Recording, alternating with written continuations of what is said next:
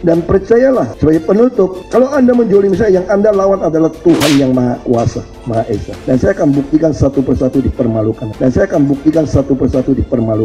Terima kasih. Aktivis Lius Sungkarisma tutup usia pada Selasa 24 Januari karena serangan jantung. Diketahui Lius meninggal dunia di usia yang ke-64 tahun.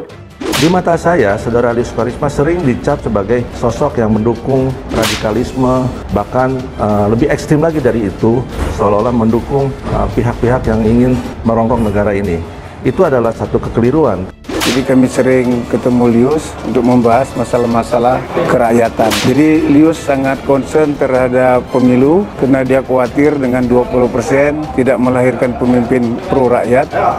Itu yang selalu diulang-ulang sama Lius. Jagoan cengeng. Ya, satu-satu tokoh Petamburan berguguran. Kita turut berduka cita. Mereka yang pernah berseberangan dengan Ahok, banyak yang sudah berangkat duluan. Yang lain, antri siapa yang di depan. Bercanda ya. Jadi penasaran, benarkah karma Ahok itu begitu kuat sehingga terbukti apa yang dia katakan? Di antara kedua karma, Ahok dan HRS. Setelah provokasi mati karena karma HRS, kini tampar balik karma Ahok. Polisi yang dianggap eksekutor lapangan meninggal terkait dengan kasus Habib Rizik ini. Pertanda apa? Disangkut-sangkutin bahwa ini akibat mubahalahnya Rizik.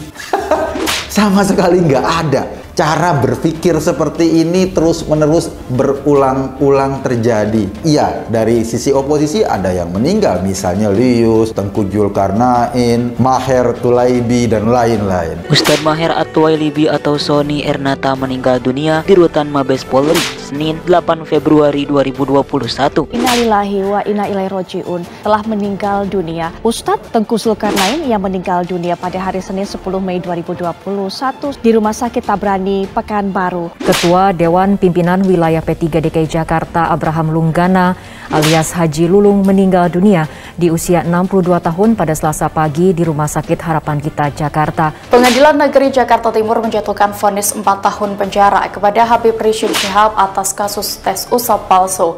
Pegiat media sosial Abu Janda alias Permadi Arya ikut mengaitkannya dengan kasus yang dialami mantan Gubernur DKI Jakarta Basuki Cahayapurnama alias Ahok. Kita harus meyakini kalau doa orang yang sedang dizolimi itu begitu cepat sampai ke Tuhan dan dikabulkan. Tetapi proses terkabulnya doa selalu melalui peristiwa atau lewat manusia juga. Saya menyampaikan bela sungkawa yang sebesar-besarnya atas wafatnya kawan kita, Lius. Semoga keluarganya semuanya diberi kesabaran, keteguhan, dan merelakan kepergian beliau. Beliau adalah sahabat kita yang penuh idealisme, penuh cita-cita yang baik. Bahwa ada yang meninggal, ada yang kena musibah, dan lain-lain itu, iya, bukan cuma di orang yang dulu dukung Ahok. Yang membenci Ahok juga ada kok. Dua-duanya ini nggak ada hubungannya dengan karma Ahok, nggak ada hubungannya dengan mubahalah Rizik. Kita cukup melihat itu sebagai sebuah fenomena kehidupan.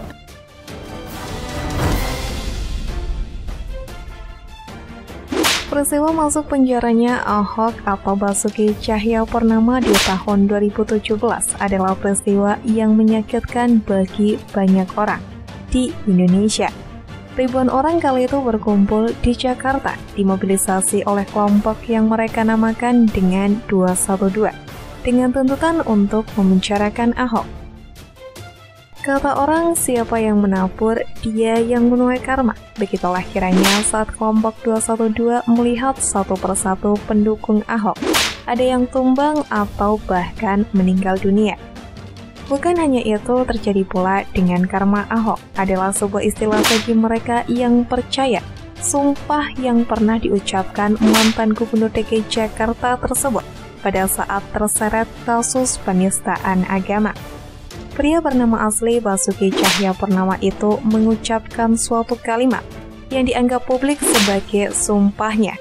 Hal ini terjadi pada saat Ahok menjalani persidangan kasus penodaan agama pada tahun 2017 silam. Dia menjalani sidang kasus tersebut dengan vonis 2 tahun penjara di hadapan majelis hakim.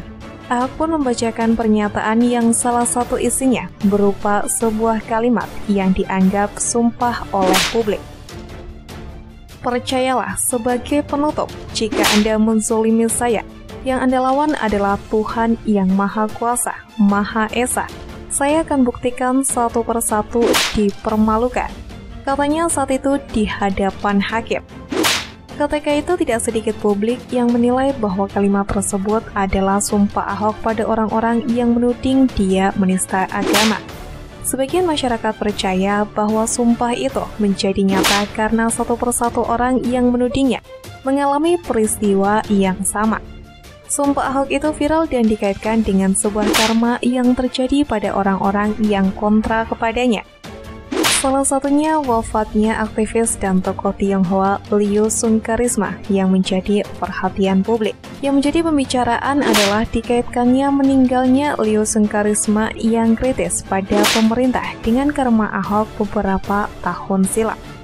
Merespon hal ini, ex-ketua umum Ganjaris Eko Kuntadi pun angkat bicara. Eko belak-belakan heran dengan dikaitkannya dua hal tersebut. Yang paling gue heran masih ada orang yang mengaitkan wafatnya Lius dengan Ahok. Katanya itu karma Ahok. Ujar Eko melalui kanal YouTube 2045 TV dikutip pada 26 Januari 2023. Eko secara terbuka tidak suka dengan cara berpikir kematian seseorang yang dikaitkan dengan kutukan dan sebagainya. Hal yang sama menurut Eko berlaku pada kubu oposisi yang mengaitkan kematian para pendukung rezim Jokowi dengan mubahalah Habib Rizik Syihab. Eko belak-belakan menilai tidak ada bedanya dari dua kelompok tersebut yang mana menurutnya terlalu berlebihan. Dua cara berpikir ini sebetulnya menganut dasar dan konsep yang sama, kalaupun berbeda orang atau jalur, tapi dua-duanya sama pokoknya, jelasnya. Bagi Eko Kuntadi, kesusahan atau momen duka seperti kematian terlalu rendah jika dikaitkan dengan cara pandang politik seseorang, dari manapun kubu yang dibela. Bahwa ada yang meninggal, ada yang kena musibah dan lain-lain itu ya bukan cuman yang dukung Ahok, yang benci juga ada yang meninggal atau kena musibah. Sebaliknya, yang mendukung dan membenci Rizik juga ada, ungkapnya. Cerita tentang Ahok tidak akan pernah usai. Banyak deretan nama yang bisa dibilang mendapatkan karma atas apa yang mereka lakukan. Tidak sedikit tokoh tanah air yang konon terkena karma Ahok. Mulai dari Rizik Syihab dan Munarman yang mendekam di penjara, hingga ormas FPI yang dinyatakan bubar dan menjadi ormas terlarang. Ada pula nama Bahar bin Smith yang juga baru keluar dari Hotel Prodeo. Kemudian ada Tengku Zulkarnain, ada Maher At-Tuwalibi, dan juga ada Arifin Ilham yang wafat dalam waktu berdekatan. Bahkan Buniyani yang pertama kali memviralkan potongan video Ahok menyusul masuk penjara selama 1,5 tahun. Kemudian ada juga nama Haji Lulung yang meninggal akibat serangan jantung. Sejumlah orang juga meminta agar Ahok menarik ucapannya tersebut. Bahkan orang-orang yang percaya terhadap karma Ahok pun diminta berhenti mengaitkan peristiwa itu. Memang satu persatu mereka yang saat itu berteriak paling keras atas kejatuhan Ahok, satu persatu mengalami peristiwa yang kurang berkenan. Mulai dari terjerat kasus di penjara, bahkan menghampiri ajal.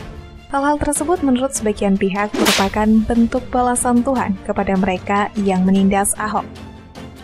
FPI pun kini sudah dibubarkan dan menjadi organisasi terlarang oleh pihak pemerintah. Reuni 212 beberapa waktu lalu juga sempat mengalami kendala karena tidak memperoleh izin dan ditentang oleh banyak pihak. Meskipun demikian, Ahok pun mengaku telah memaafkan dan tidak menyimpan dendam pada orang-orang yang kontra kepadanya. Ahok justru sudah tidak mempermasalahkan kembali peristiwa di masa lalu. Mereka tampak sudah sama-sama ikhlas dan sudah sibuk dengan urusan masing-masing, tanpa mengungkit hal yang sudah terjadi sehingga menghindari perpecahan yang lebih jauh. Hukum kausalitas justru bekerja di sini. Meninggalnya sosok-sosok tersebut adalah suatu hal yang lumrah. Sebagai manusia yang takdirnya pasti akan menemui ajal, sehingga tidak ada hubungannya dengan kutukan atau semacamnya. Sama halnya dengan mereka yang ditimpa kasus, tentu disebabkan oleh kesalahan mereka sendiri dan tidak ada hubungannya dengan peristiwa masa lalu yang tidak memiliki keterkaitan apapun. Sebagai pembelajaran saja untuk menjadi hati-hati dan bersikap yang arif bijaksana itu penting. Namun jangan kemudian mengeklaim tahu rencana dan kehendak Tuhan dengan mengaitkan konsekuensi logis alamiah kepada hukuman dan kemarahan Tuhan. Bisa iya, bisa pula tidak. Konsekuensi logis perilaku, tindakan, dan perbuatan harian bisa iya, bisa tidak, adalah karena perbuatan kita yang tidak adil pada suatu waktu. Namun jika pemikirannya semua demikian, koruptor masih saja berjaya, atau pembunuh berdarah dingin sangat mungkin mati wajar sebagai manusia biasa. Tidak perlu mengaitkan apa-apa dengan Tuhan ketika itu bukan ranah yang tepat. Kadang kita berlebihan dan lebay mengenai hal-hal yang demikian. Terakhir yang mungkin perlu untuk diingat, balasan itu hak prerogatif Tuhan dan jangan main paksa apalagi politis pada Tuhan. Tuhan memiliki rencana dan Tuhan memiliki jalan yang terbaik untuk semua hal.